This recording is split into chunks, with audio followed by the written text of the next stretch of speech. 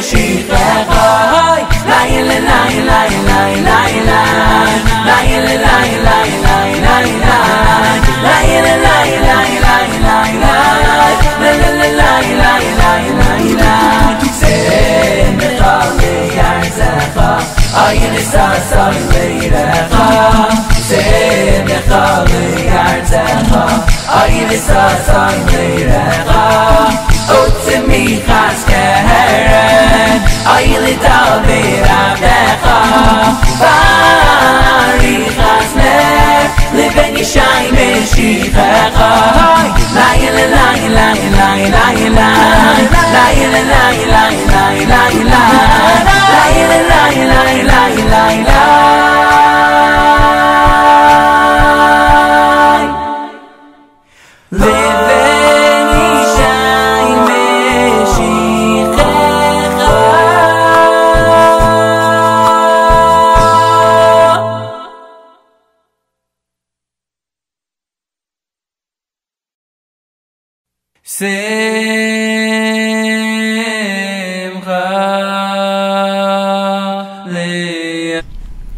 Boker Tov les amis, shalom, shalom tous nos fidèles auditeurs, auditrices, nos amis, l'équipe de Rabbi Nachman. Je m'excuse, je suis en retard tous les jours, là j'arrive pas à être à midi.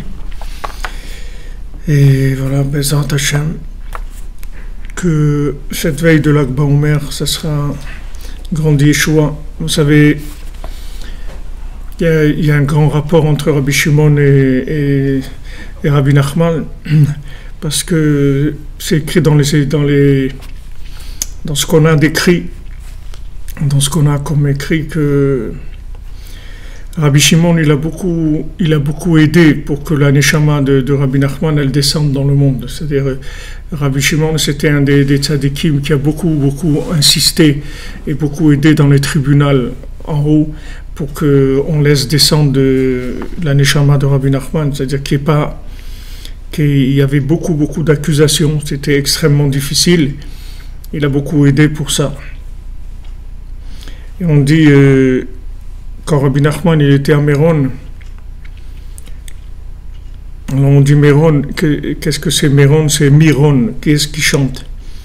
Alors quand il est arrivé, Rabbi Nachman à Méron, il a entendu Rabbi Shimon. Rabbi Shimon il a dit Miron, qui est-ce qui chante? Alors Rabbi Nachman il a dit Aniron, c'est moi qui chante. Alors on sait que Rabbi Nachman il a dit que voilà il y avait Rabbi Shimon il a amené le Zohar, il a dit que grâce au Zohar la Torah ne s'oublierait pas du Ham Israël. Et une fois qu'il a fini cette Torah, qui est l'introduction de l'Écoute Moharan, le Maaseh, puisque c'est la première Torah de l'Écoute Moharan, il faut Shlema pour Yitzhak Cohen Ben Rachel. Donc cette première Torah de l'Écoute Moharan, qui est en dehors qui est comme une préface de l'Écoute Moharan, elle parle de Rabbi Shimon et du Zohar, par le fait qu'il y a le Zohar, le Torah ne sera pas oublié d'Israël. Donc avec le Zohar, Bezoharda Yivkun min Galuta, avec ce Zohar, ils sortiront de la Galoute. Et quand Rabbeinu il a fini cette Torah, il a dit Ve'arshav, et maintenant, Yesh Nachan Novea Mekor Chochma. Maintenant, Yesh Nachan Novea Mekor Chochma, c'est-à-dire, maintenant il a dit je suis là, maintenant, il y a beaucoup de choses qui vont se passer, beaucoup de bonnes choses, Bezrat Hashem. Alors on dit aussi à l'Akba Omer, il y a beaucoup de gens qui vont à Méron, il y a des centaines de milliers qui vont à Méron sur la tombe de Rabbi Shimon. Mais Rabbi Shimon, lui, à l'Akba Omer, il vient à Ouman, il est à Ouman. Donc voilà, il y aura de la connexion, Bezrat Hashem. Là où vous soyez à Ouman, vous soyez à Méron, ou là où vous soyez dans le monde, vous pouvez vous connecter. Il n'y a pas de... La Wi-Fi elle est ouverte, au prochain, avec le tzaddik, avec Rabbi Nachman, avec tous les tzaddikim.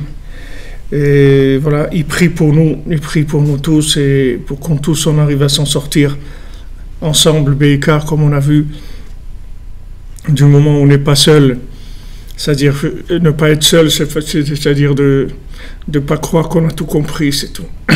Si on sait qu'on a tous besoin de quelqu'un d'autre pour comprendre, alors on est bon.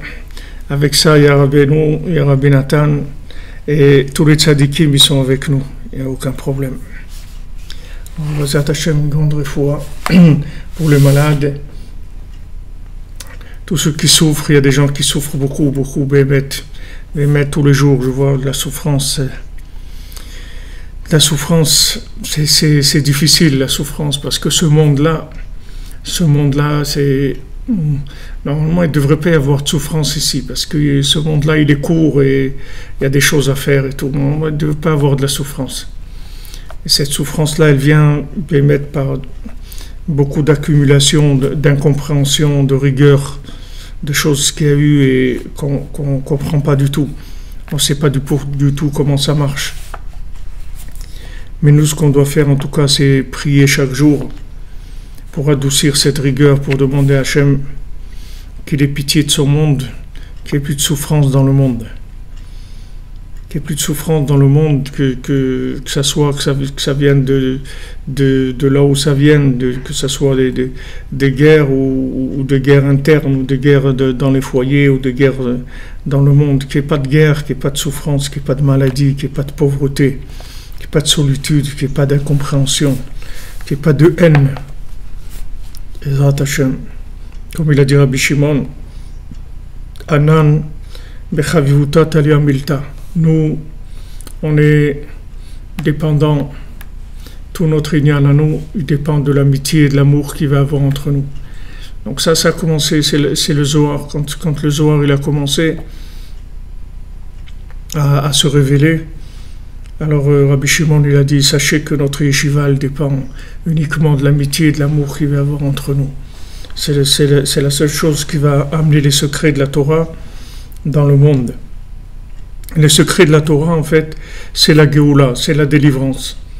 Le secret de la Torah, c'est la délivrance, parce que quand Hachem il a décidé de révéler les secrets de la Torah, c'est-à-dire il a mis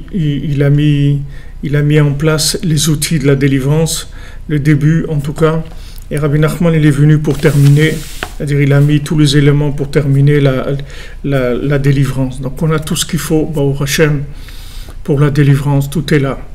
Principalement de parler avec Dieu, et ça chacune peut le faire tous les jours, de là où il est. Et sachez que là où vous êtes, quand vous parlez avec Dieu, ça adoucit la rigueur du monde. Rabbi Nachman il a dit, pourquoi vous laissez Dieu faire des décrets dans le monde? Parlez avec lui, et si vous parlez avec lui, il n'y a pas de décret dans le monde. Alors c'est une responsabilité, parce que quand je vais faire Hitbo des doutes, alors je dois savoir que j'ai une responsabilité et je peux faire beaucoup de bien dans le monde. C'est-à-dire c'est entre mes mains. Quand je veux parler avec Hachem, alors c'est sûr que ça va guérir des malades, ça va empêcher des gens d'être malades, ça va empêcher des attentats, ça va empêcher de la haine, ça va permettre à des gens de se marier, des gens de se rencontrer, de se marier, et ceux qui sont déjà mariés de tenir le coup, de ne pas lâcher. Ça va permettre à la jeunesse de venir vers le tzaddik, venir vers Hachem, des gens qui sont inspirés par des courants de bêtises et de folie dans le monde. Comment on va les sauver? On peut pas comment vous voulez les sauver? On ne peut pas les sauver. On va leur dire non, c'est pas bien et tout. C'est pas avec ça qu'on va sauver le monde. Pour sauver le monde, il faut adoucir la rigueur. Adoucir la rigueur, c'est-à-dire enlever la stara. On fait ce qui empêche de se rapprocher de Rabbi Nachman. Si les gens ils connaissaient les enseignements de Rabbi Nachman, le monde entier il serait déjà réparé. Les gens ne connaissent pas, ils ne savent pas que ça existe. Pourquoi ils ne savent pas? Parce qu'il y a de la rigueur. Il y a de la rigueur, c'est-à-dire qu'il y a en haut, il y a des empêchements. On empêche des gens d'avoir accès. Pourtant, vous voyez, voilà, c'est ouvert, c'est là, c'est gratuit, c'est en direct, en différé, ce que vous voulez. Mais d'avoir accès à ça, c'est difficile. Il y a des accusations qui empêchent les gens d'avoir accès. Donc on enlève toutes ces accusations quand on parle avec Hachem. Et chacune, personne ne peut dire « Ouais, mais moi, vous savez, je suis pas... Ma prière à moi, elle doit pas monter bien. » ou c'est pas vrai, personne ne peut dire ça. La prière de chacun, de chacune, elle est extrêmement importante et extrêmement décisive dans l'avenir du monde. Et personne ne peut c'est-à-dire fuir ses responsabilités. On a la responsabilité du moment où le tzaddik de la génération, Rabbi Nachman, il nous dit voilà, parlez avec Dieu tous les jours, et avec ça tout se répare. Donc s'il nous le dit, c'est comme si Moshe Rabbeinu nous a dit voilà, à minuit on va sortir d'Égypte, et ça s'est passé, à minuit on est sorti. Donc quand Rabbi Nachman il dit voilà, si vous parlez avec Dieu, tout va se réparer. Alors faites-le. Et si vous n'arrivez pas à le faire pour vous, comme il y a des gens qui me disent, si vous avez Ravifra, s'il n'y avait pas vos cours, je me serais suicidé depuis longtemps. J'ai pas Alors si quelqu'un, il n'a pas envie de vivre pour lui, alors qu'il vive pour les autres, qui devienne un réparateur du monde, puisqu'il n'est pas arrivé à se réparer lui-même. C'est-à-dire lui-même, il n'a pas envie de vivre. Ok? Mais il y a d'autres gens, il y a des enfants qui doivent venir dans le monde, il y a des enfants qui doivent vivre, il y a des ménages qui doivent continuer à être ensemble, à amener des âmes dans le monde, il y a des gens qui doivent trouver du travail, il y a des gens qui doivent être en bonne santé, il y a des gens qui doivent être joyeux. Tout ça, on peut y participer chacun de façon concrète, en parlant avec Dieu tous les jours. Et ça, il n'y a personne qui peut dire « je peux pas ». Tout le monde a le temps. Tout le monde prend le bus ou prend la voiture ou marche dans la rue. Et chacun, il a des moments où il y a du vide. Tout le monde il a des moments libres dans la journée. Même si c'est pas, quelqu'un n'est pas au niveau de trouver une heure, mamache, pour s'isoler avec Hachem et pour dire voilà, maintenant je viens parler avec Hachem. Même si quelqu'un il n'a pas ça, mais au moins là où il peut parler avec Hachem. Quelqu'un est chauffeur de taxi ou chauffeur de bus, il peut parler avec Hachem, il peut parler tout le temps avec Hachem. Chaque parole que vous dites de communication avec Hachem, ça adoucit la rigueur. Ça empêche qu'il y ait des décrets dans le monde. Sachez-le. Et personne ne peut dire non, mais moi, vous comprenez, ma prière, elle n'est pas importante, ça n'existe pas. Ça n'existe pas quelqu'un, au contraire. Il y a toute une halakha dans l'écoute halakha sur Tfilat Amincha, où là-bas, Rabbi Nathan dit Tfila le ani ki ya'atof, la prière du pauvre. Il dit la prière du pauvre, comment l'écouter? Comment Hachem il écoute la prière du pauvre? La prière du pauvre, elle est écoutée, elle est reçue. Donc si quelqu'un il se sent riche spirituellement, alors qu'il prie. Et si quelqu'un il se sent pauvre, il faut qu'il sache que sa prière, elle est encore plus écoutée que toutes les prières. Parce qu'Hachem, il aime les prières des pauvres. Qu'est-ce que c'est les prières des pauvres? C'est des gens comme nous, des gens qui sont frappés de la tête, des gens qui sont à la fin des temps, comme dit notre ami là, que c'est dur de parler avec Dieu parce qu'on ne le ressent pas. Et qu'est-ce que vous voulez ressentir? On a le nez bouché, les oreilles bouchées, les yeux fermés, le cœur bouché. Qu'est-ce que vous consentez? On ne peut rien sentir du tout. Qu'est-ce que vous voulez qu'on fasse? On va sentir, on vit dans un monde, on vit dans du fumier. Qu'est-ce que vous voulez qu'on sente? C'est un monde de fumier, de toute la planète. C'est du fumier, ils en versent toute la journée. Qu'est-ce que vous voulez qu'on sente? Baruch Hashem que le tzaddik il envoie du parfum, un petit peu de parfum, sinon on serait asphyxié avec ce qu'il y a. Qu'est-ce que vous voulez qu'on sente? Si on parle avec Dieu, on a la émouna, alors on parle avec Dieu, et après vous allez voir qu'il va vous répondre. Et à ce moment-là, vous allez commencer à vivre la communication avec Hachem. Il faut parler, il faut oser, il faut parler. Il faut oser parler. Il faut pas garder sa langue dans sa poche. Il faut pas être radin. Il faut vider ses poches. Il faut sortir la langue de la poche. Il faut faire marcher la langue. Il faut parler avec Hachem. C'est le plus grand bien que vous puissiez faire à l'humanité. Il n'y a pas un plus grand bien que vous puissiez faire à l'humanité que de parler avec Dieu. Ça coûte rien. Si vous n'avez pas d'argent, ok, vous ne pouvez pas aider pour que Rabbi Nachman se révèle dans le monde. Vous n'avez pas la possibilité. Mais vous avez une bouche, vous pouvez parler. Alors vous parlez avec Hachem. Avec ça, vous adoucissez la rigueur du monde. Même sur la tombe de Rabbi Nachman, il y a des gens qui viennent et aussi ils sentent rien. Même des gens viennent et ils sentent rien. Des fois vous sentez, des fois vous sentez pas. C'est pas toujours que ça s'ouvre.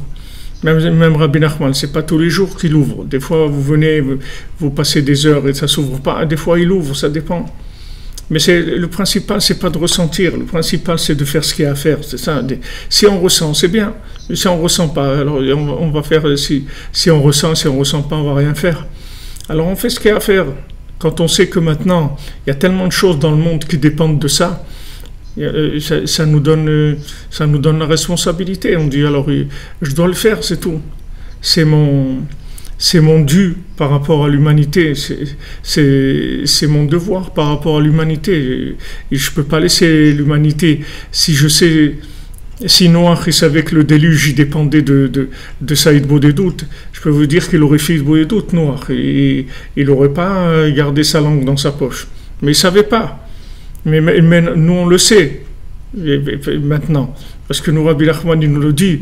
Lui, il ne le savait pas. Il n'y a personne qui lui a dit. Il devait le déduire tout seul. Et il n'est pas arrivé à déduire. Il n'a pas compris. Mais nous, on le sait. Baruch Hashem, Rabbi Nachman, il dit, regarde, parle avec Dieu, c'est tout. Parle avec Dieu tous les jours. Et quelqu'un, il va voir, après 120 ans, il va voir qu'est-ce qu'il a fait avec son idbo des doutes. Il va dire, quoi, tout ça, j'ai fait toutes ces choses-là, je suis arrivé, mais si j'avais su, j'aurais fait que ça toute la journée. Toute la journée, j'aurais parlé avec Dieu. Comme la Gemara, elle dit dans Brachot, elle vaille que la personne, elle prie toute la journée. Elle vaille que quelqu'un, il passe tout son temps à parler avec Dieu. Il n'y a pas besoin d'être vrai. Il n'y a pas besoin d'être vrai. Ne croyez pas que si vous ressentez, c'est vrai. Ce qui est vrai, c'est d'avoir confiance dans Rabbi Nachman. C'est tout ça, c'est vrai. Maintenant que vous ressentez, vous ne ressentez pas, c'est pas ça qui est vrai. Il n'y a pas besoin d'être vrai. Ce qui est vrai, c'est d'écouter le maître. C'est ça qui est vrai. La vérité, c'est pas de la ressentir. La vérité, c'est de s'y soumettre. C'est ça la vérité. Amen. Merci pour vos bénédictions, vos participations à toutes. Je m'excuse, j'appuie un peu parce que Béhémet, je voudrais tellement c'est-à-dire voir qu'il n'y a pas de douleur, qu'il n'y a plus de souffrance dans le monde et de savoir qu'on a les moyens. C'est pas quelque chose on n'est pas des gens qui sommes là et spectateurs de quelque chose qui se passe et impuissants. Voilà, Noach lui-même, il croyait qu'il était impuissant. Mais il n'était pas impuissant, au contraire, tout dépendait de lui. Tout dépendait de lui. C'est-à-dire, s'il avait ouvert sa bouche, qu'il aurait dit, mais quand même, toute cette souffrance, quoi, détruire tous ces gens-là et tout. Hachem, tu as créé tout ce monde, quoi, pour le détruire maintenant, mais c'est dommage. Voilà, il aurait fait une prière comme ça y est, il n'y avait pas le déluge. Alors imaginez-vous, nous tous, comme on est, là où on est. Là où on est, il y a tellement de douleurs, de souffrances, de choses. Pourquoi pas parler avec Hachem tous les jours, en sachant ce que ça veut dire? Le but, c'est de parler avec Dieu, même si vous n'êtes pas entier. Ça ne veut rien dire entier. Entier, vous ne savez pas. Pour savoir si vous êtes entier, il faut que vous soyez conscient que vous êtes réveillé. On est tous endormis. On est endormis on est tous endormis entre 90 et 99%. Donc, qu'est-ce que ça veut dire qu'on va être entier? On sait pas ce que ça veut dire entier. Mais par contre, ce qu'on sait, c'est qu'il y a un maître. Et ce maître-là, il sait exactement ce qui se passe. Il sait exactement ce qui se passe. Au Mordechai Yada, le Mordechai, lui, il savait ce qui se passait. Donc il leur a dit, les amis, vous allez vous bouger maintenant et vous allez commencer à faire ce qu'il y a à faire parce que là, c'est grave. Et bien, ils se sont bougés parce qu'ils lui ont pas dit, mais quoi exactement, tu peux nous expliquer, c'est quoi, on ressent pas et tout, il n'y a pas de ressentir ou pas, il faut y aller, c'est tout. Vous commencez à parler Si vous ne connaissez pas quelqu'un, comment vous allez ressentir quand vous parlez avec lui? Vous n'allez rien sentir du tout, vous ne le connaissez pas. On ne connaît pas Dieu si on ne parle pas avec lui. Donc c'est normal que vous ne ressentez rien, vous ne le connaissez pas. Maintenant, vous allez commencer à parler avec la personne. Au bout d'un moment, vous allez voir qu'il va se passer, il va y avoir un lien. Il va y avoir un lien qui va commencer. Ça va dans deux sens, ça va dans les deux sens quand vous parlez. Vous ne parlez pas tout seul. Quand vous parlez avec Dieu, il va y avoir automatiquement le retour qui va se faire. Ça va prendre le temps que ça va prendre, que vous vous détendiez, que vous ayez confiance, que vous sachiez que Hachem il vous écoute. Mais la base, si vous voulez, de la motivation pour le faire, c'est de savoir que Rabbi Nachman ici vous dit de le faire et que c'est ça la réparation individuelle et universelle. Vous pouvez et vous devez lui faire confiance parce que lui, il sait exactement ce qui se passe avec chacun d'entre nous. Ok, le retour viendra quand aussi Hachem il décidera de faire le retour. Il y a des gens à qui vous parlez et c'est pas pour ça qu'ils vont devenir vos amis. Ils vont pas devenir vos amis tout de suite. Et il y a des gens que ça va prendre du temps. Il y a des gens plus méfiants. Il y a des gens. Ça dépend d'où vous venez. Qu'est-ce qu'Hachem il attend de vous. Vous savez rien. Mais ce que vous savez, c'est que tous les jours vous devez l'embêter. C'est tout. Vous dire voilà Hachem. Regarde, voilà, aide-moi, aide le monde, aide ton monde, aide qu'il y ait de la paix dans le monde, aide qu'il y ait de l'amour dans le monde, aide qu'il y ait de la joie, qu'il n'y ait pas de maladie, que les gens ne souffrent pas, que les gens ne soient pas seuls, que les gens ne soient pas dans la dépression, que les gens ils soient détendus, que tout le monde ait un bon travail, gagne bien sa vie, que personne ne soit pauvre.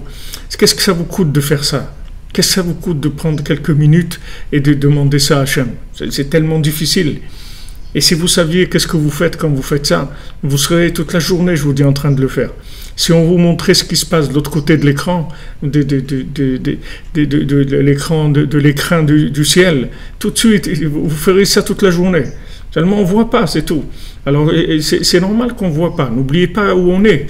Regardez où on est. On est dans un tas de fumier. Il n'y a aucun tzaddik qui veut vivre avec nous parce qu'on est dans le fumier. Et les tzaddikim ne veulent pas vivre dans le fumier. Mais les tzadikim, ils ont pitié de nous, même qu'on soit dans le fumier. Ils nous aident. Ils sont là, ils nous suivent. Même si vous demandez, que vous ne pensez pas ce que vous demandez, c'est pas grave. Vous faites marcher votre bouche, c'est tout. Faites marcher votre bouche et avancez. Alors maintenant, on commence une nouvelle halakha dans le côté halachot, qui sera Bezrat Hashem, la dernière sur cette Torah 51. Et voilà, c'est une halakha qui fait 13 pages.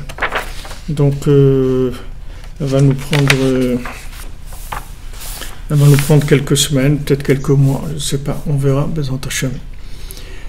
Alors, c'est Choshen Mishpat, dans la partie Choshen Mishpat de l'écouter halachot, et Ilchot Shluchin halakha Gimel. L'Ilchot Shluchin, c'est-à-dire, c'est la halachot quand on fait un shaliach, on envoie quelqu'un, on délègue quelqu'un pour aller faire quelque chose. On donne à quelqu'un une lettre, on donne une mission à quelqu'un, on lui dit voilà, tu vas aller, tu vas amener cette chose-là à tel endroit.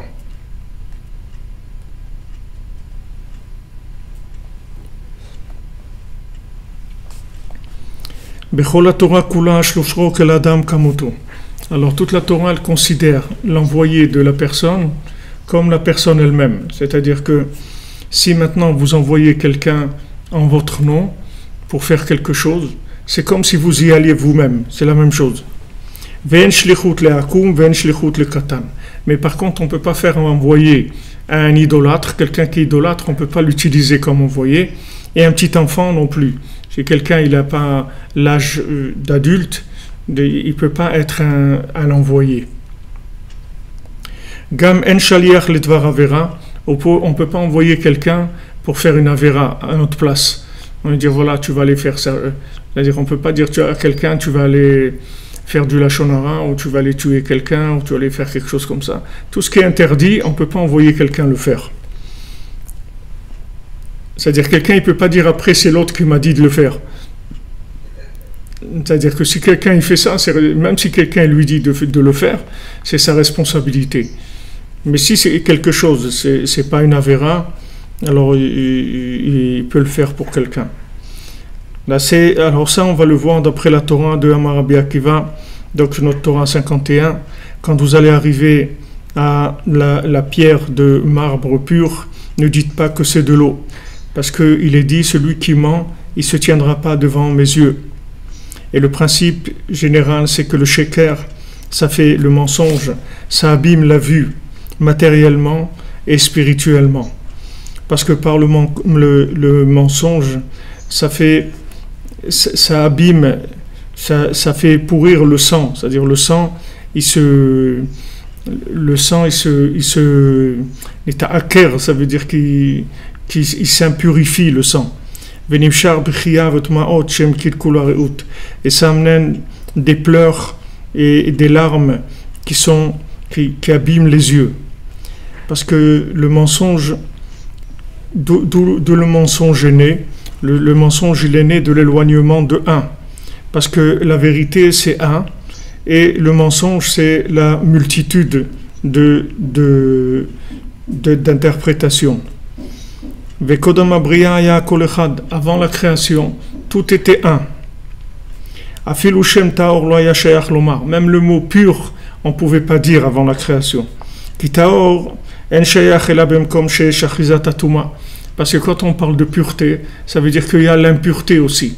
Donc avant la création, il n'y avait pas d'impureté. Donc on ne pouvait pas parler de pureté.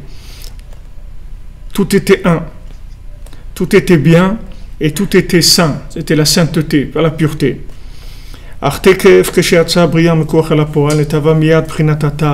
Dès que maintenant le monde est sorti du potentiel à la réalité, il s'est réalisé, tout de suite il y a eu la création de la pureté qui est le libre arbitre, d'où va venir la possibilité de mentir. Donc si on fait le bon choix, ça s'appelle la pureté. Et si on fait le mauvais choix, ça s'appelle le mensonge, ça s'appelle l'impureté. Parce que tout de suite après la création, tout de suite il y a eu, si on peut dire, deux choses. Il y a eu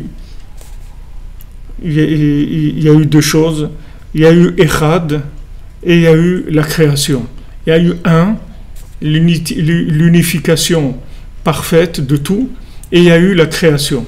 La création, si vous voulez, c'est l'éloignement de Echad dans le but de revenir vers Echad, c'est-à-dire de réinclure tous ces éléments vers un.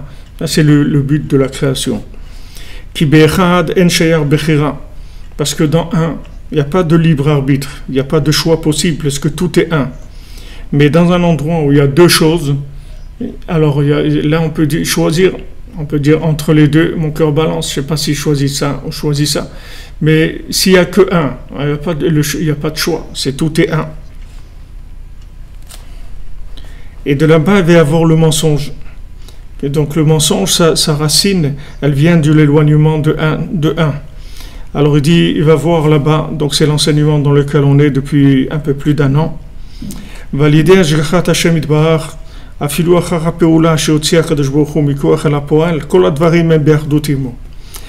par la Ashgacha, c'est-à-dire par le principe de la providence, tous les éléments qui sont sortis d'Hachem, c'est-à-dire qu'Hachem il a créé, ils sont tous reliés avec lui, par la providence. La providence, c'est le lien entre l'infini et le fini. C'est la providence. C'est-à-dire que Hachem, il drive le monde. Hachem, il drive le monde. Et ce lien qu'il y a entre chaque chose et Hachem, cette providence-là, ça fait que tout est rattaché à un, en fait. Il n'y a rien qui est dans ce monde en freelance, comme ça, abandonné. Tout est lié avec Hachem. Seulement, si on veut le voir et si on veut le vivre, alors il faut s'engager, il faut se connecter. Il faut rentrer dans la connexion, il faut rentrer dans le dialogue avec Hachem. Il faut rentrer dans le dialogue avec Hachem. Quand on va rentrer dans le dialogue avec Hachem, alors on établit la connexion, et après tout devient connecté, et on voit que le monde, en fait, il est connecté à Hachem. En fait, il y a que ça dans le monde, il n'y a rien d'autre. On voit que Malekol Aretz Kavodo, Melokol Aretz Kavodo, tout est plein de l'honneur d'Hachem. Il n'y a que Hachem, c'est tout, il n'y a rien d'autre. Il n'y a aucun pouvoir, il n'y a aucune une chose qui soit indépendante d'Hachem. Tout est conduit par Hachem. Donc ça, c'est l'Ashgacha Pratit. L'Ashgacha Pratit, c'est-à-dire si on veut que maintenant développer une assistance particulière ou privée avec Hachem. Du moment où vous vous habituez à parler avec lui, alors vous avez un lien privé, c'est-à-dire vous rentrez vous-même sous la tutelle de la connexion, et à ce moment-là, on vous drive, c'est-à-dire Hachem, il vous drive et il conduit tous vos pas, toutes vos situations, c'est lui qui dirige tout. Donc en fait, il n'y a pas eu de séparation, il n'y a pas eu deux mondes, il n'y a pas eu deux mondes, il y a eu un monde qui s'est, si vous voulez, comment on dit, qui s'est étendu ou qui s'est développé, expansé, si vous voulez, vers l'extérieur, mais il est resté toujours lié à Echad. Il n'y a pas eu de coupure.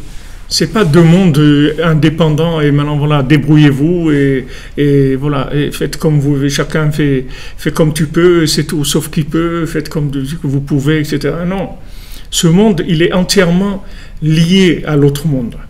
Et bien qu'il est l'expansion de l'autre monde. Il vient de l'autre monde et il est lié avec l'autre monde. C'est pas quelque chose d'indépendant. Il n'y a aucune indépendance, il n'y a aucune chose qui est déconnectée. Si c'était déconnecté, il n'y aurait pas de vie. Si c'était déconnecté, ça serait mort. D'où elle vient la vie? Elle vient de la connexion, il n'y a rien qui a une vie en soi-même. D'où ça vient que vous plantez une tomate, qu'elle pousse? D'où ça vient? La terre, prenez de la terre chez vous, mettez-la dans un pot, il va sortir quelque chose, il ne va rien sortir. La terre elle-même, où est la vie qu'il y a dans la terre? Où est la vie de la terre? Si vous mangez de la terre, c'est pas comme si vous mangez de la tomate. Pourtant, la tomate, elle pousse de la terre. Vous mettez une graine de tomate, il sort une tomate. D'où elle est sortie cette tomate-là? Comment elle est vivante cette tomate? Et pourquoi elle dure qu'une semaine? Pourquoi elle dure une semaine ou 2 semaines? Pourquoi elle ne dure pas 10 ans ou 20 ans pourquoi elle dure qu'une semaine, 2? Parce que voilà, c'est ça, c'est son degré de connexion. Elle peut être connectée pendant une semaine ou 2, et après ça y est. Et après elle pourrit, c'est tout. Elle se recycle dans la terre. Mais tout ce qui est vivant, ça s'appelle connecté. Sinon, ce ne serait pas vivant. Tant qu'il y a de la vie, c'est qu'il y a de la connexion. Tout ce qui est vie, c'est la connexion avec l'au-delà. Il n'y a pas de vie ici, d'ici. Il n'y a pas une vie qui est une vie de la matière, du matière à matière. Il n'y a pas de vie. La vie, ça vient d'un autre endroit. Ça ne vient pas d'ici, de ce monde. Dans ce monde, il n'y a pas de vie du tout. Si vous le déconnectez, ce monde est pourri tout entier. Il n'existe plus. Il n'y a rien. Il n'y a rien, tout pourri. Mais pourquoi il vit? Parce qu'il est branché sur l'autre monde. Donc ce monde-là, c'est une expansion ou une excroissance, si vous voulez, de l'autre monde. Mais c'est tout à fait lié à l'autre monde. Il n'y a aucun élément qui est seul. Et le plus, c'est les hommes, plus que tout. Il n'y a pas plus grande manifestation de l'autre monde que dans l'être humain. Parce que l'être humain, c'est quelque chose qui est fantastique, c'est quelque chose d'extraordinaire, un être humain. Son intelligence, sa sensibilité, tous ses sens, tout ça, son corps, comment il fonctionne, tout, c'est quelque chose d'extraordinaire, c'est un outil merveilleux, qui est son fonctionnement.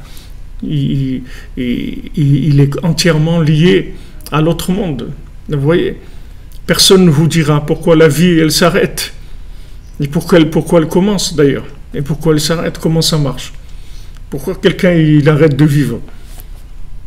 Elle dit ouais parce qu'il est tombé malade et tout. Ça veut rien dire. D'être tombé malade, ça c'est l'habillage de la chose. Il y a des gens pourquoi il est tombé malade? Tomber malade, c'est déjà qu'il y a un problème de vie. La vie, elle a commencé à se réduire. Mais c'est pas la maladie qui tue. Il y a des gens malades qui vivent. Il y a des gens en bonne santé qui meurent. C'est pas obligé que quelqu'un qui est malade, il va mourir. C'est pas obligé que quelqu'un il est en bonne santé, il va rester vivant. Il n'y a pas de lien entre les deux. C'est pas obligé que ça soit qu'une chose elle amène l'autre. La vie, ça vient d'un autre monde, ça vient pas de ce monde-là. Alors chez l'être humain, ça se voit très très fort. Ça se voit très fort. C'est-à-dire qu'en fait, on est entièrement lié avec Hachem. On n'a pas d'indépendance dans ce monde. Chacun, il est lié avec Hachem. Alors autant être en redoute avec lui, c'est-à-dire être uni avec lui, créer un lien intime et personnel avec lui. Et si quelqu'un est vrai, alors il attire la providence sur lui. C'est-à-dire que en ce moment-là, on commence à le prendre en charge de façon consciente. C'est-à-dire que si maintenant quelqu'un il est pas dans la vérité, alors il va être sous la providence, mais une providence qui n'est pas évidente. Mais si quelqu'un il est dans la vérité, alors il va avoir une providence qui va être consciente. C'est-à-dire il va être conscient que Hachem il résout ses problèmes, il lui amène ce qu'il faut, il lui fait rencontrer les gens qu'il faut, trouver les choses qu'il faut, etc. Et à ce moment-là, si maintenant on est entièrement sous GPS, c'est-à-dire on est entièrement drivé par Hachem, à ce moment-là, il n'y a aucune différence entre avant la création et après la création. Parce que tout est dirigé par Hachem. Mais si maintenant il y a du mensonge, alors ce mensonge-là, il enlève la providence divine, et à ce moment-là, il y a une scission entre après la création et avant la création, et c'est de là que tout le mensonge va commencer à se développer. Donc c'est ça ce qu'il a dit Rabbi Akiva, quand vous allez arriver à l'endroit où il y a ce shaïch là, c'est-à-dire ce marbre pur, ne dites pas de l'eau. Et qu'est-ce que c'est de l'eau? De l'eau, ce sont les larmes qui viennent du mensonge. Donc il dit, il va voir tout ça là-bas. Donc la Torah on l'a faite, et on a fait déjà, bon Hachem, toutes les explications qu'on a faites de Rabbi Nathan depuis plusieurs mois, puisque ça fait un peu plus d'un an qu'on est dans cette Torah-là. Donc ça c'est le principe de la halakha qui dit que l'envoyé de quelqu'un, il est comme l'individu pour tout. C'est-à-dire qu'on peut envoyer quelqu'un pour faire quelque chose pour nous, pour acheter une maison, pour vendre une maison, pour demander une personne en mariage, pour tout ce qu'on a besoin de faire, on peut le faire par un envoyé, par quelqu'un qui va nous représenter. Parce que toute la Torah, elle est pour inclure dans un. Toute la Torah, elle est faite pour nous inclure dans un. Qu'est-ce que c'est la Torah? C'est des indications, comment on s'inclut dans un. C'est ça la Torah. Pourquoi la Torah, elle te dit que voilà, quand tu mets tes chaussures le matin, tu mets d'abord la chaussure du pied droit, et après la chaussure du pied gauche, et après tu attaches la chaussure du pied gauche, et après celle du pied droit. Pourquoi la Torah, elle te dit ça? Elle veut t'embêter pour que pourquoi elle te dit ça, la Torah? Elle te dit de faire comme ça pour que tu sois connecté avec un, c'est tout. Parce que comme ça, tu vas être connecté avec un. Et même les chaussures, comme tu les mets, c'est important. Si maintenant la Torah, elle te dit comment mettre tes chaussures, alors imagine-toi des choses, le reste, mais même des détails comme mettre les chaussures, il y a un ordre pour mettre les chaussures, une façon de mettre les chaussures. C'est pas n'importe comment. C'est-à-dire qu'on te dit, voilà, tu veux être branché, tu veux être connecté, voilà comment tu dois mettre tes chaussures. Voilà comment tu dois parler, voilà comment tu dois manger, voilà ce que tu dois manger, voilà à telles heures tu dois faire ça. On te dit comment vivre pour être branché. C'est-à-dire inclure l'après-création avec l'avant-création. Que avant la création, tout est un, tout est bien. Parce parce que c'est le but pour lequel l'être humain a été créé, pour inclure tous les univers dans un. À l'idée Kiyum Torah, par le fait que la personne, elle va appliquer les règles de la Torah et des mitzvot dans ce monde, que ça, c'est l'unification avec Hachem. Du moment où on applique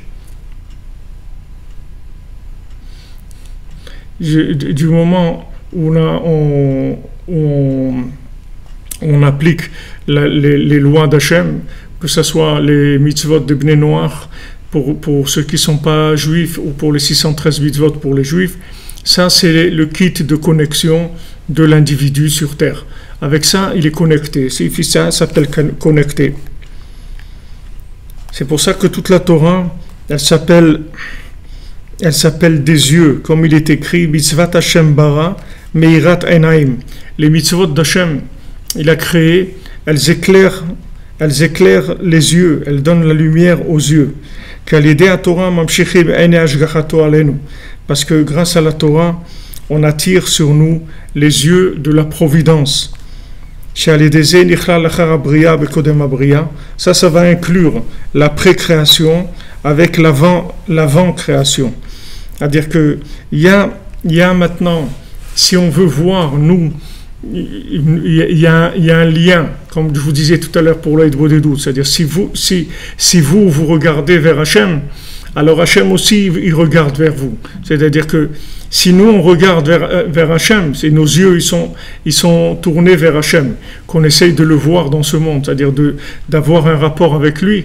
Alors lui aussi, il nous regarde, c'est-à-dire lui aussi, il nous surveille. Il nous surveille, ça veut dire lui aussi, il est là pour nous pratiquement, c'est-à-dire pratiquement dans chaque détail, pour nous donner ce dont on a besoin.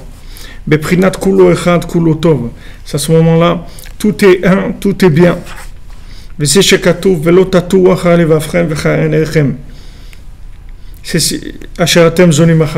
qui est écrit, ne vous perdez pas après vos yeux, parce que vos yeux, c'est eux qui vont vous détourner. C'est-à-dire que maintenant, ça dépend de la vue, c'est-à-dire de la vue qu'on a, c'est-à-dire que qu'est-ce qu'on est en train de voir maintenant.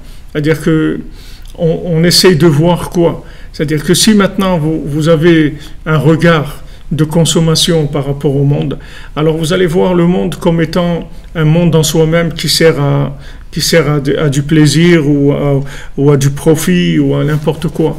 Mais si maintenant votre regard c'est de regarder de ce monde-là, c'est un moyen de se connecter à Hachem, c'est un moyen de se brancher, alors ça va vous donner un moyen de vous brancher. Parce que quand on fait une avéra, une transgression, en fait, qu'est-ce qu'on transgresse? On transgresse la vue d'Hachem. C'est-à-dire qu'on empêche Hachem de nous voir, c'est-à-dire de nous rentrer sous sa direction, sous son driver. Comme c'est écrit dans le Teilim, David Amelech, il a dit Ara be'enecha asiti, j'ai fait le mal à tes yeux. J'ai fait le mal à tes yeux. C'est-à-dire quand je fais quelque chose de mal, je fais du mal à tes yeux. C'est-à-dire que je t'empêche de me voir. C'est-à-dire toi tu veux me voir. Me voir, ça veut dire tu veux t'occuper de moi, tu veux regarder dans chaque détail ce dont j'ai besoin, me le donner et mettre en place tout le système sur terre pour qu'il me serve, pour qu'il me donne ce dont j'ai besoin. Et moi, quand je faute, en fait, j'abîme ça. Uktiv ra bene Hashem. Et c'est écrit que pour Hervé Onen, qui faisait des fautes, alors ils étaient ra bene Hashem, c'est-à-dire ils étaient mal aux yeux d'Hachem. Ra bene Hashem, ça veut dire il fait du mal aux yeux d'Hachem, c'est-à-dire il se sort du champ de vision d'Hachem. C'est ça faire du mal. Aïnouch alidé avera shura bene Hashem. C'est-à-dire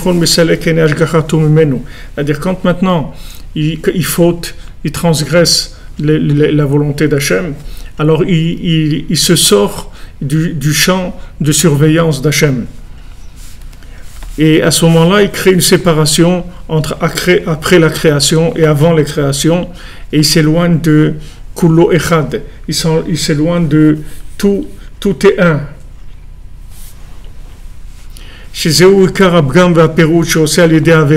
Que ça, c'est principalement ce qui se passe quand quelqu'un faute. Quand quelqu'un faute, en fait, ce qui crée,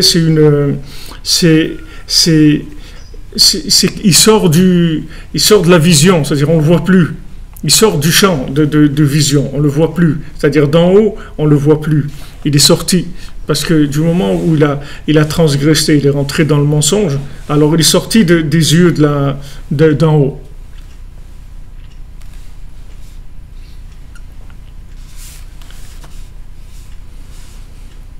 C'est-à-dire il sépare l'avant-création avec la pré-création en transgressant que tout ça se concrétise dans les yeux. C'est-à-dire chaque faute c'est une faute dans les yeux, c'est-à-dire c'est une vision de la vie pour nous et c'est la vision d'en haut par rapport à nous pour Hachem.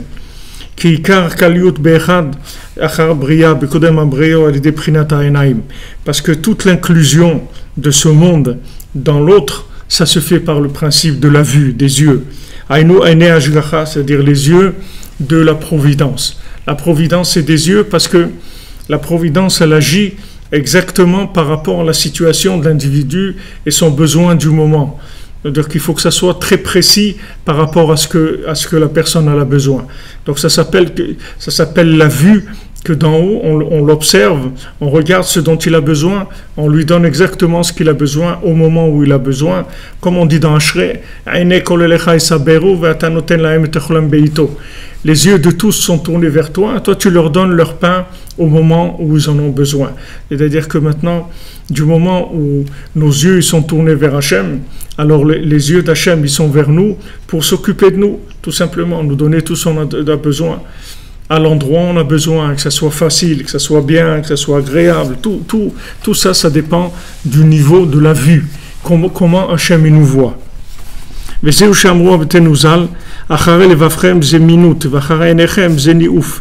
c'est ce qu'ils ont dit, nos sages. Qu'est-ce que c'est? Ne vous trompez pas, ne vous laissez pas entraîner à travers votre cœur. Votre cœur, c'est l'hérésie, que votre cœur ne vous entraîne pas vers l'hérésie. Et à travers vos yeux, c'est le niouf. Le niouf, c'est-à-dire, c'est la débauche. Parce qu'en fait, la débauche qui est d'abîmer ses yeux, c'est-à-dire de voir des choses que Hachem ne veut pas qu'on voit, ça c'est mamash de la pikorsout. C'est quand on dit c'est lié, c'est pas deux choses différentes. C'est-à-dire que la pikorsout, c'est-à-dire le fait d'être dans l'hérésie, ça vient du fait que les yeux, ils ont regardé des choses qu'il ne faut pas regarder. Donc ils sont sortis du champ de vision d'Hachem, et c'est ça qui a fait que la personne après, elle va vers l'hérésie. Hérésie, c'est-à-dire elle va vers le côté interactif du monde, elle croit que ce monde-là, ça va lui amener des solutions à sa vie.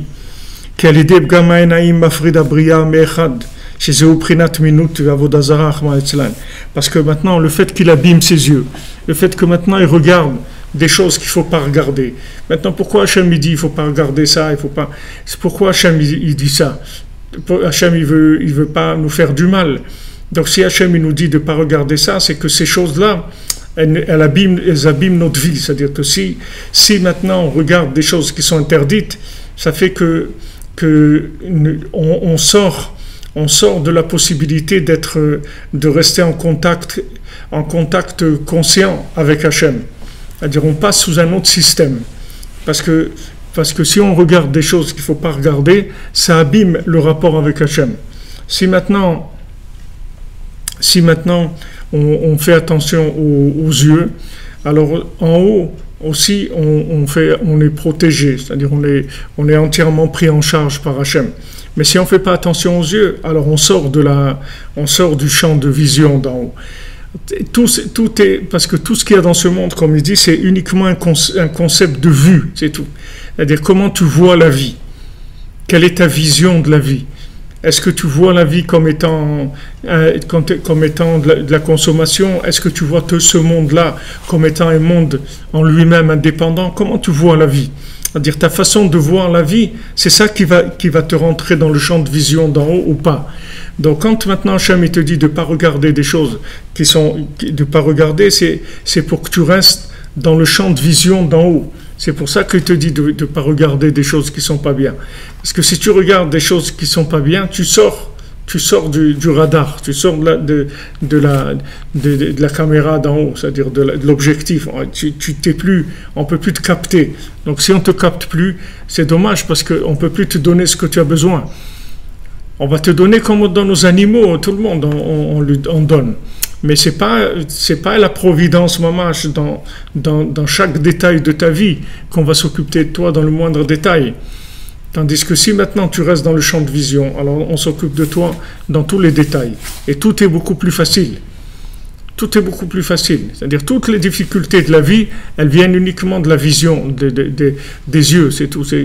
Où la personne, elle met ses yeux, qu'est-ce qu'elle regarde, qu'est-ce qu'elle observe, qu'est-ce qu'elle regarde, qu'est-ce qu'elle attend, vers quoi son regard est porté, vers où il va son regard.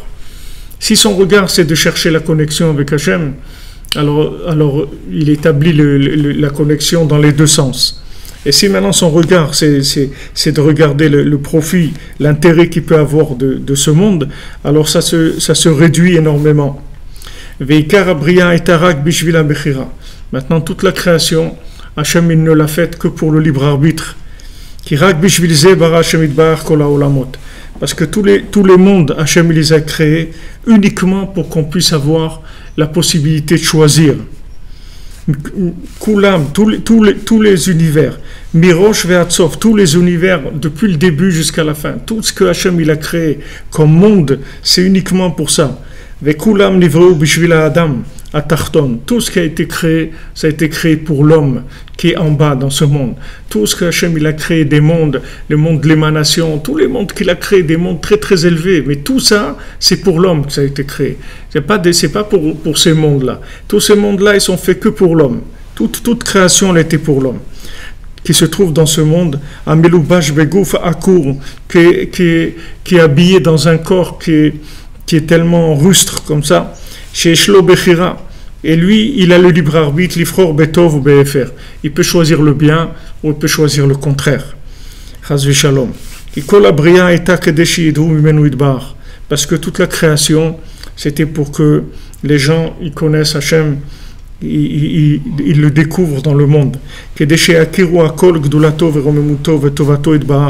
tous ils connaissent, ils puissent se rendre compte de la grandeur d'Hachem et de sa bonté, de sa miséricorde. Mais pour ça, c'est-à-dire il faut être branché, c'est-à-dire il faut que tu te branches pour te rendre compte de sa miséricorde. Sinon, tu ne vas pas te rendre compte, tu vas croire que la vie elle est dure, que ce monde il est dur, que tout est difficile. La parnassa c'est difficile, le shlambaït c'est difficile, l'éducation c'est difficile, trouver une maison tout est difficile. Tout est difficile. Si tu es déconnecté, tout est difficile.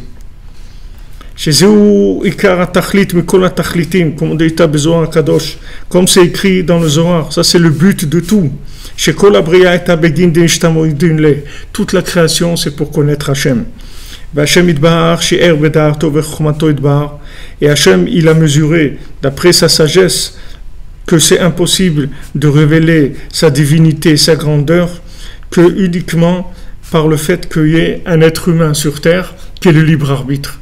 Hachem il a dit quelle est la perfection pour arriver à me révéler, c'est qu'il y a un être humain sur terre et qu'il est le libre arbitre. À ce moment-là, on arrivera à la perfection.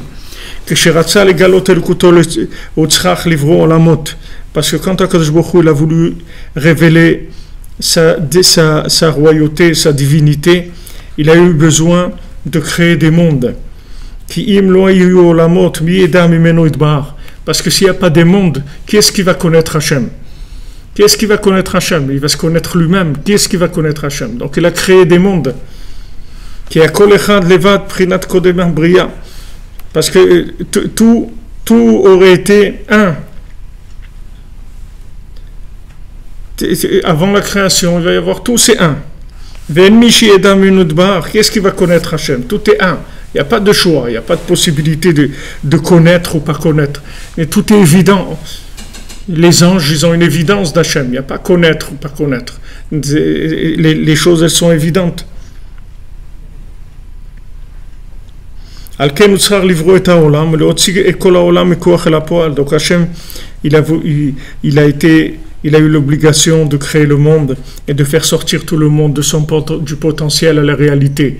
Bien sûr, quand on dit Hachem, il voulait se faire connaître, c'est pour le bien de l'homme, c'est pas pour lui. Il n'a pas besoin d'être connu, mais donner la possibilité à l'homme de le connaître. Donc, il a créé tout ce système pour que l'homme il puisse le découvrir de par lui-même. C'est ça le but de tout ce qui a été créé. Donc tout ce qu'il y a dans le monde, c'est fait que pour ça. Il n'y a pas d'autre but. Aucune chose n'a un autre but sur terre. Il n'y a que ça. Pour que tous y connaissent Hachem.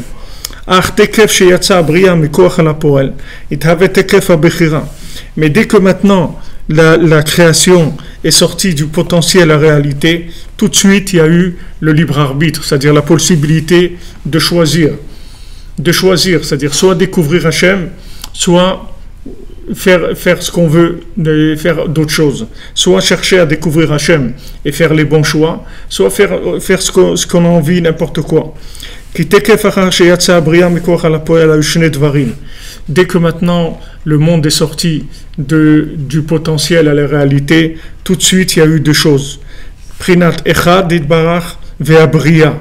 Il y a eu un Hachem qui est un, Echad, et il y a eu la création. Vaz Sheyach Bechira Kanal, Be'atorah Anal. Et à ce moment-là, on peut parler de libre arbitre, comme Rabbeinu l'a expliqué. Veze Haya Muchach le Briat Haolam. Et ça, c'était absolument indispensable pour la création du monde. C'est-à-dire que s'il n'y avait pas ça, il y aurait l'impossibilité pour l'homme de faire des choix et de connaître Hachem. Connaître Hachem, ça veut dire qu'il y a une possibilité de le refuser, c'est-à-dire de ne pas le connaître, de refuser de le connaître, sinon ça ne s'appelle pas le connaître.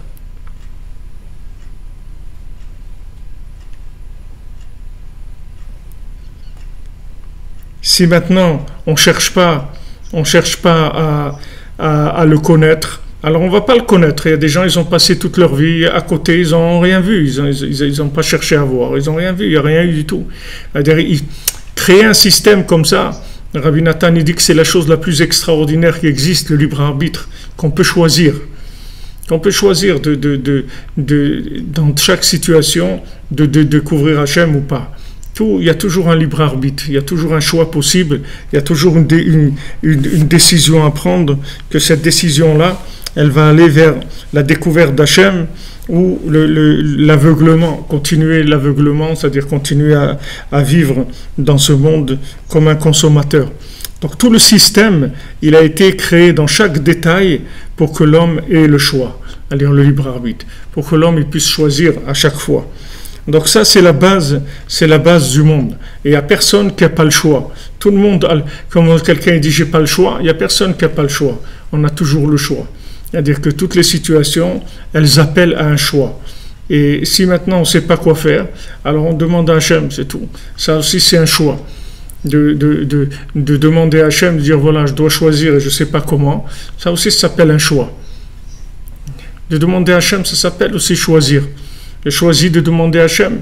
Il dit, voilà, je te demande de m'éclairer parce que je ne sais pas exactement comment faire. Cette situation elle se présente comme ça ou comme ça. Je ne sais pas comment faire.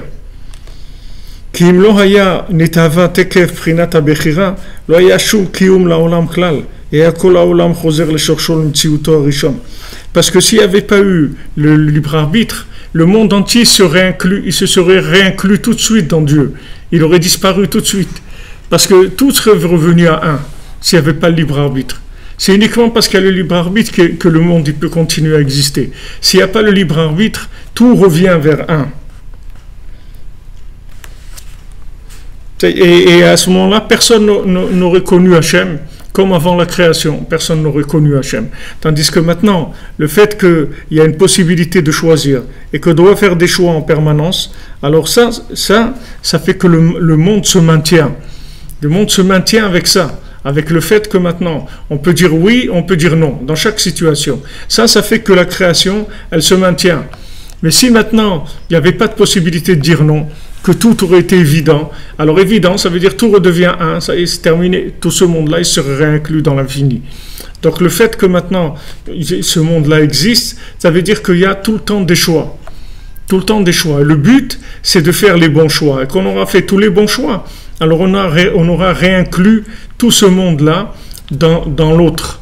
Et à ce moment-là, on sera arrivé à un niveau de conscience d'Hachem et de connaissance d'Hachem qui sera extrêmement élevé.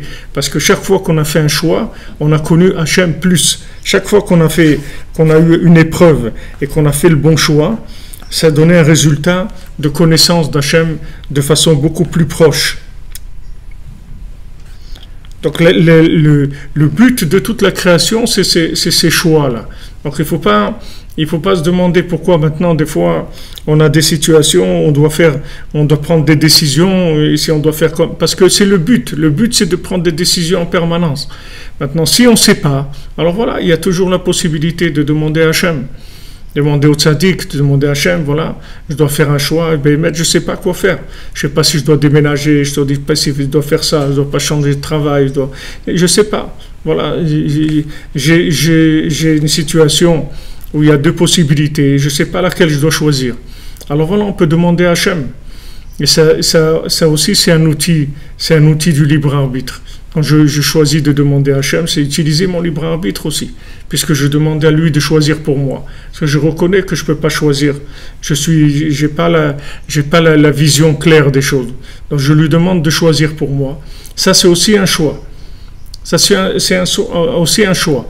Puisque maintenant, justement, on est en train de dire que l'envoyé de quelqu'un, c'est comme lui. Si on envoie quelqu'un à notre place, c'est comme nous. Alors c'est pareil, si on envoie chez Hachem, on dit Hachem, voilà, choisis pour moi. C'est comme si c'est nous qu'on choisissait. Déjà qu'on reconnaît qu'on ne peut pas choisir, parce qu'on est dans une situation où on a peur de se tromper, de faire le mauvais choix. On dit Hachem, voilà, choisis pour moi. Choisis pour moi parce que je sais pas comment faire. C'est pas clair pour moi. Et Hachem, il va te montrer qu'est-ce que tu dois faire. Donc il y a toujours une possibilité de choix. Et tant qu'on a le choix, ça s'appelle la vie. C'est comme ça qu'on vit, avec ce choix-là. Chaque fois qu'on fait le bon choix, on connecte la chose à l'infini. On connecte la chose à Echad. Chaque situation, chaque fois qu'on mange, on fait une bénédiction. Tout ce qu'on fait toute la journée, c'est que des choix. Chaque fois, on a le choix de faire selon la volonté d'Hachem ou selon d'autres choses. Et chaque fois qu'on fait selon la volonté d'Hachem, alors on a fait le bon choix. Et ça rattache la chose à Echad, à l'infini. Ça nous rattache à nous aussi à l'infini. Chaque fois qu'on a fait le bon choix. Donc ça aussi, la révélation des secrets de la Torah, c'est pour qu'on puisse faire les bons choix beaucoup plus facilement, puisque ça va donner des révélations beaucoup plus profondes sur les éléments du monde. Ça va nous donner plus d'informations pour faire les bons choix. Donc Bezat Hashem, maintenant ce soir ça va être l'Akba Omer, que Bezat Hashem, le mérite de Rabbi Shimon, il soit avec chacun et chacune d'entre nous pour nous bénir, nous amène toutes les délivrances qu'on a besoin dans tous les domaines. Bezat Hashem, et bien qu'on nous ouvre les yeux, qu'on puisse puisse voir la vérité de manière à se rapprocher dans la joie, que ce soit facile pour nous de nous rapprocher, que la Avodat Hashem soit agréable, soit facile, que ce ne soit pas un poids, qu'elle soit facile et agréable, que ce soit dans la joie, qu'on serve Hashem dans la joie, parce qu'on est conscient. On est conscient.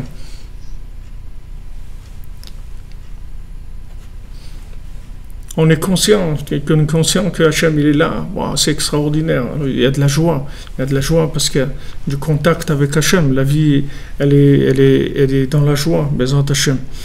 Alors voilà, on se retrouve Bezat Hachem demain à l'antenne, l'Akba Omer. Et voilà, on va Bezat Hachem beaucoup de délivrance, beaucoup de bonnes choses. Et merci de votre présence, de vos partages, de votre participation, de votre soutien aussi, moral et financier pour ceux qui peuvent. Et voilà, on avance, Baruch Hashem. il y a de plus en plus de monde qui connaissent Rabbi Nachman et qui se rendent compte comment Rabbi Nachman, il les aime. Et la seule chose qu'il veut, c'est la réussite de l'individu. Il n'a aucun intérêt.